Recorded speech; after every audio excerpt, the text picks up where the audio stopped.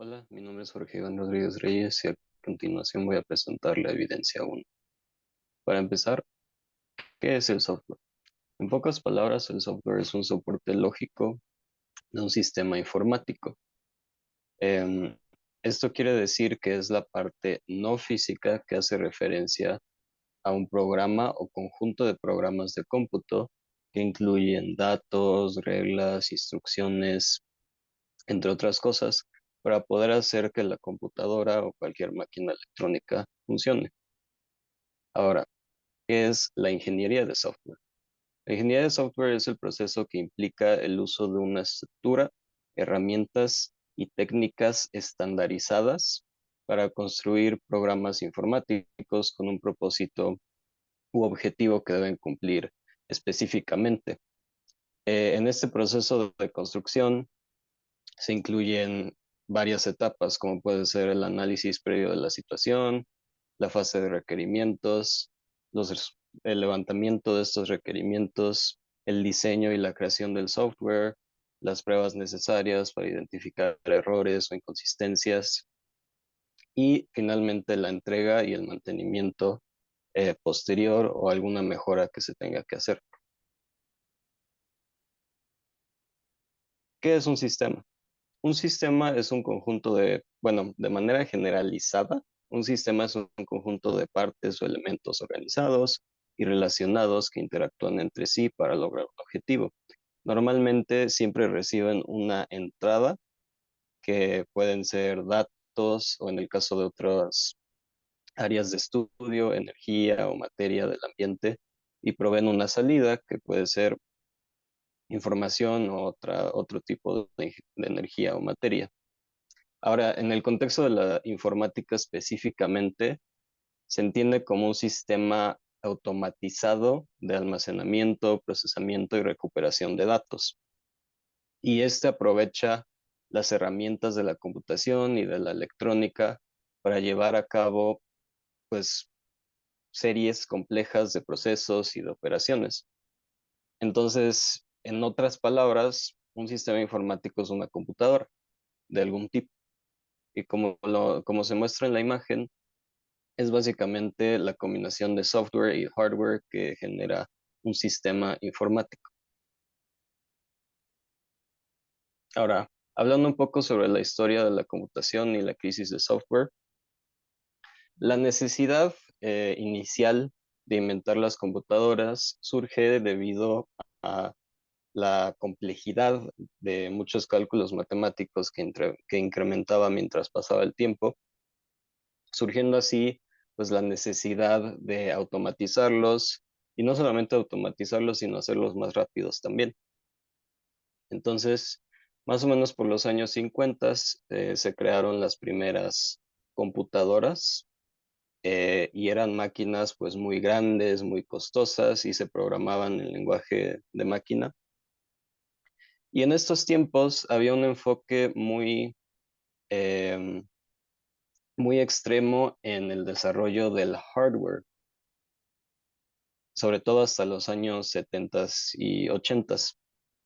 Y la programación, aunque sí se necesitaba en estos tiempos, se consideraba como un nuevo tema de estudio, muy poca gente lo conocía, solamente algunos individuos particularmente talentosos, y es por esta razón que no existían normas o métodos estandarizados como los tenemos ahora, y los programadores preferían adherirse a su propio estilo, pues entonces muchos de los proyectos de software fallaban porque estos programadores, pues a pesar de que tal vez sí avanzaban con algunas partes, no eran capaces de documentarlo, no tenían muy claro lo que quisiera hacer el cliente y no tenían herramientas en general para que fuera un éxito el proyecto.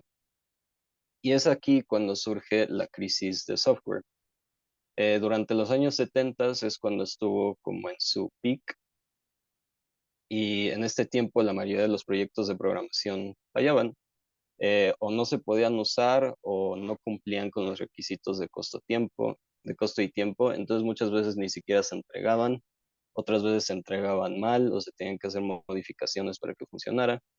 Entonces, pues debido a estos eventos y también por el avance tan rápido, tan acelerado del hardware, que demandaba programas más complicados que requerían de más costo, de más tiempo, de más personal, y también pues los mismos problemas que surgían por la inexistencia de métodos estandarizados fue que sucedió pues esta crisis. Muchos de los problemas que tenían el software en esos tiempos eran que pues había muchos errores que se hacían individualmente y estos no se corregían y pasaban a las siguientes fases. Obviamente había muchas dificultades estimando la cantidad de tiempo, esfuerzo y personal que se tenía que considerar para el proyecto y también implementar modificaciones y descargar versiones correctas de software era muy complicado porque pues no había em, una norma en la industria hasta ese tiempo. Entonces, pues debido a esta situación es que se creó la ingeniería de software de la que ya platiqué hace ratito. También surge la reingeniería de software. La reingeniería de software es el proceso capaz de modificar un software o alguno de sus componentes con el fin de mejorar o agregar nuevas funcionalidades. Em, Básicamente se utilizan pues técnicas como la ingeniería inversa, la reestructuración de datos, la reestructuración del programa en general. Y esto también tiene que ver mucho con la crisis de software, pero también tiene que ver más con los avances que se han hecho últimamente en la tecnología. Se está desarrollando constantemente y se está creando un ambiente muy competitivo. Las empresas se ven forzadas pues a transformarse constantemente para no solamente cumplir con las necesidades de sus clientes, sino también las necesidades pues de todo el mercado. Hoy en día, pues la mayoría de los softwares que desarrollan las empresas, si no se actualizan constantemente, pues dejan de tener ningún tipo de utilidad como en 1 o 2 años. Y es por eso que es un proceso muy crucial. Ahora, ¿qué es el código de ética del ingeniero de software? Básicamente es un conjunto de diferentes normas que aseguran que los ingenieros de software lleven a cabo sus proyectos de la manera pues, más ética e íntegra posible. Y tienen 8 principales principios. Em, Aquí están explicados y mencionados, pero básicamente son el público, cliente y empleador, producto, juicio, administración, profesión, colegas y personal. El público implica que el ingeniero actúe de manera coherente con el interés público. Cliente y empleador implica que actúa de manera que coincida con los intereses del cliente y del empleador. Producto es asegurar que la calidad pues del proyecto o del software sea de los estándares más altos posibles. El juicio se trata de mantener integridad e independencia en el juicio profesional. La administración que los gerentes y líderes específicamente de estos proyectos deben promover un enfoque ético para la gestión, el desarrollo y el mantenimiento del software con todos sus empleados. La profesión, en general, promover la integridad y la reputación de la profesión de acuerdo al interés público. Colegas, ser justo y apoyar a tus compañeros de trabajo. Y personal, se trata de pues participar en el aprendizaje continuo de la profesión y del campo de estudio y también tener un enfoque ético en el ejercicio de la profesión en general. De todos estos, en mi opinión, el más importante y el más relevante es el juicio, ya que básicamente engloba la mayoría de los otros principios. Una persona que tiene un buen juicio profesional asumirías que se asegura de actuar adecuadamente, o sea que se adhiere al interés público, a lo que piden los clientes y los empleadores, garantiza la cantidad del producto y siempre busca seguir aprendiendo más y más, respeta a sus colegas y pues promueve el ejercicio ético de su profesión, ¿no? Moviéndonos ahora a los tipos de software de sistema, como podemos ver en esta pirámide, tenemos 4 niveles. El nivel estratégico, nivel de gestión o administración, nivel de conocimiento y nivel operativo. Estos se dividen básicamente en cuestiones de las decisiones que se tienen que tomar con ayuda de los softwares que se utilizan, o bueno, de los sistemas que se utilizan aquí. Hasta arriba está el nivel estratégico, que se encarga de las tareas propias de la alta dirección. Estas son pues las decisiones más importantes para la organización. Son decisiones no programadas y muy complejas que afectan a cualquier compañía. Y bueno, los directivos se apoyan con los sistemas de apoyo a los ejecutivos, ESS, para este nivel. Eh, los niveles de gestión y de administración y de conocimiento se pueden englobar como en uno mismo, ya que se encargan de realizar muchas de las mismas tareas, que son básicamente la supervisión y el control de todo aquello que se hace en el nivel operativo. Aquí pues no se tiene una visión tan amplia del negocio como en el nivel estratégico, pero estas decisiones son normalmente semiprogramadas y por lo tanto pues no son tan fáciles de hacer. No son tan complejas como las del nivel estratégico, pero siguen siendo muy importantes. Em, Aquí se apoyan con sistemas de apoyo a la toma de decisiones, DSS, los sistemas de información de gestión, MIS, los sistemas de apoyo de oficina, Office S, y los sistemas de conocimiento, eh, KWS. Algunos ejemplos o sea, de Office S serían pues Excel, Zoom, Skype, que facilitan pues el trabajo en la oficina o la comunicación de los empleados. Y los sistemas de gestión de información normalmente están integrados como en páginas web o en las páginas de las compañías para que los empleados puedan accesar ciertos tipos de información rápidamente.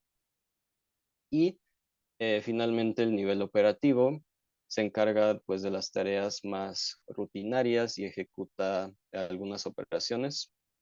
Son pues decisiones programables, muy simples y fáciles de tomar y se apoyan con sistemas de procesamiento de transacción.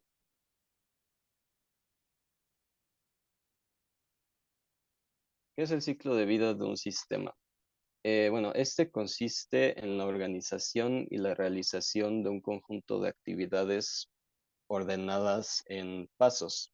Como el nombre sugiere, empieza con el reconocimiento de un problema o de un objetivo que un sistema puede resolver y termina hasta que este mismo sistema pierde su utilidad y es reemplazado por otro o se actualiza y se reestructura para continuar siendo de utilidad. Existen muchísimos modelos de ciclo de vida, pero algunos de los más importantes son el de cascada, el incremental, prototipos, espiral, RUP y SCRUM. Ahora, pues por cuestiones más que nada de tiempo, no voy a cubrir todas las fases de todos los modelos y qué hacen en específico, pero en general, la mayoría de los problemas tienen una estructura similar a la que se ve en la imagen. Se dividen en la primera fase, que es la de análisis o la fase de requisitos, y esta es en donde a través de varios instrumentos y varios métodos, básicamente se decide lo que el programa necesita hacer, lo que necesita tener y cómo se va a ir proponiendo una solución en cuanto a la arquitectura. Aquí se realiza pues una investigación preliminar de la empresa y de lo que existe en el mercado o de los sistemas que ya tiene puestos la empresa. Se hacen entrevistas a los clientes, entre otras cosas. Y también aquí sucede el levantamiento de estos requerimientos con ciertas herramientas que vamos a ver en la siguiente slide, pero de eso básicamente se trata la fase de análisis y de requisitos. Posterior a eso es el diseño y la implementación de esta arquitectura ya en código. Después la verificación, que son una serie de pruebas para ver si hay errores, si hay inconsistencias y pues corregirlas. Y finalmente, ya cuando se tiene todo eso, se entrega el producto o el software y se le da mantenimiento posterior o se le hacen ajustes si se necesita. Hablando precisamente de la fase de requerimientos de software, que yo considero que es la más importante de cualquier ciclo de vida, esta consiste en identificar, utilizando múltiples instrumentos y procesos, las características que un debido sistema debe tener o los aspectos que debe cumplir para ser aceptado por el cliente. Como ya mencioné, algunos de estos instrumentos y procesos son las entrevistas y las investigaciones preliminares, pero también en esta etapa se realiza el levantamiento de requerimientos, que es básicamente pues un documento o una colección de diagramas fáciles de entender que se realicen con varios instrumentos o herramientas, más específicamente modelados UML, diagramas de escenarios y casos de usos y el modelo ASIS. Y este se presenta al cliente como una posible solución para que pues sea entendible para él y pueda decidir si está correcto, si se le necesita agregar algo, si se necesita quitar algo, etcétera. Entonces, en mi opinión, esta fase es definitivamente la más importante de cualquier ciclo de vida, ya que si pues, no se realiza, no se tiene una clara idea de cómo se debe de hacer el diseño y la implementación del software en sí, y posiblemente pues causaría que si no se revisa con el cliente anterior a la implementación, pues que no esté satisfecho con el resultado, obviamente. Y bueno, al final de esta fase normalmente se tiene un documento que pues formaliza que el cliente está de acuerdo con la solución que se propuso y que se va a implementar.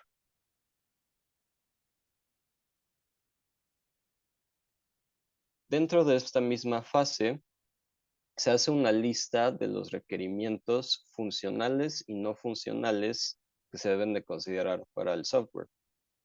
Los requerimientos funcionales son aquellos que describen directamente la interacción entre el sistema y su ambiente. El ambiente se refiere a los actores involucrados, que siempre son el mismo sistema, el usuario y otros sistemas externos que afecten al sistema base, pues. Y los requerimientos no funcionales describen aspectos que, aunque son visibles por el usuario, no se relacionan directamente con el funcionamiento del mismo sistema. Para poner esto en contexto, algunos ejemplos de requerimientos funcionales para una aplicación como Google Maps, por ejemplo, sería permitir que el usuario ingrese con su correo electrónico, con su mail de Google, solicitar su ubicación geográfica, mantener un historial de búsquedas pasadas, calcular tiempos y distancias, etcétera.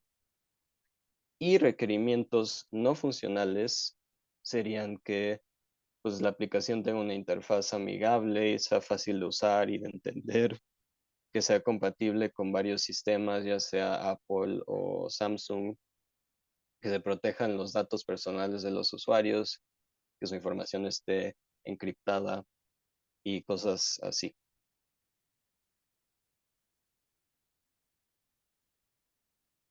Mencionaba en la fase de requerimientos que se utiliza herramientas de modelado de UML y casos de uso.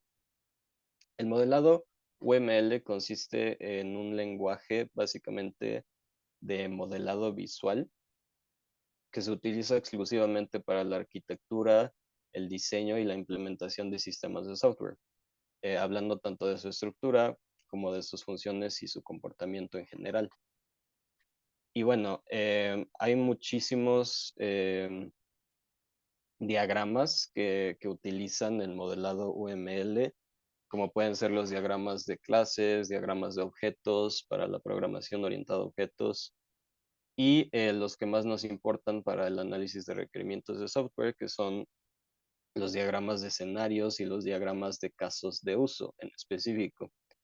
Estas son pues herramientas de UML en donde las funciones del sistema se representan desde el punto de vista del usuario o actor cuando utilizan el sistema. Aquí hay un ejemplo de un caso de uso donde básicamente pues se pone el usuario, que en este caso sería el estudiante, y el sistema, que en este caso pues hipotético es el maestro, y se ponen o se escriben funciones del sistema y cómo estos actores se relacionan con ella. Entonces, el estudiante, pues cuando llega a la clase se le checa su asistencia y en ese proceso están involucrados tanto el estudiante como el maestro. Estos son muy útiles para, como había mencionado, para enseñarle al cliente la solución que estás proponiendo y para explicarle cómo funcionaría el sistema con lenguaje pues natural, sin términos muy técnicos y muy complicados que posiblemente no podrían entender.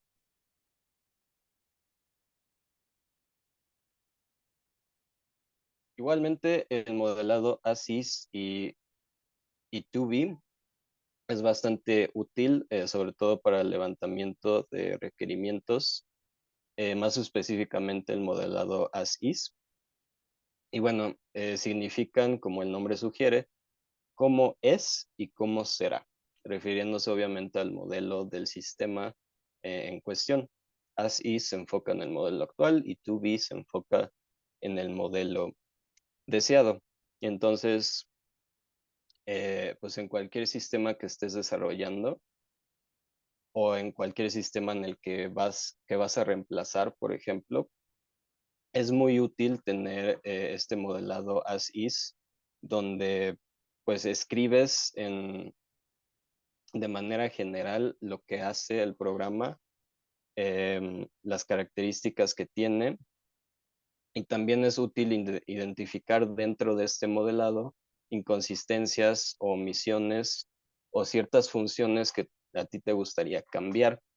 Y es aquí cuando haces el modelado to be, que es el que desearías tener ya con todas estas correcciones de las inconsistencias, de las omisiones, modificaciones, si se necesita una reestructuración completa del programa también. Y pues es muy útil tanto como para el levantamiento de requerimientos como para la fase de requerimientos en el caso de que el proyecto en el que estés trabajando se trate de cambiar o de reemplazar un sistema ya existente. Después tenemos también las historias de usuario. Las historias de usuario son una explicación muy general y pues informal de una función de software escrita desde la perspectiva del usuario final. El propósito principal es pues determinar o articular cómo proporcionará una función de software valor al cliente. Estas se escriben literalmente en una tabla donde el usuario escribe pues su rol, su objetivo, para qué necesita cumplir ese objetivo y lo que pasó cuando intentó pues realizar esto en el sistema del que se está hablando. Esto pues no necesariamente se utiliza para la fase de requerimientos, el levantamiento de requerimientos, sino que sí sirve más para que los programadores y todas las personas que trabajaron en el diseño y la implementación del software, pues se den cuenta de cómo, o sea, de lo que implementaron, cómo beneficia al cliente y qué valor le da al cliente. O al revés, lo que programaron, cómo perjudica al cliente o qué errores se presentan cuando el cliente los está utilizando.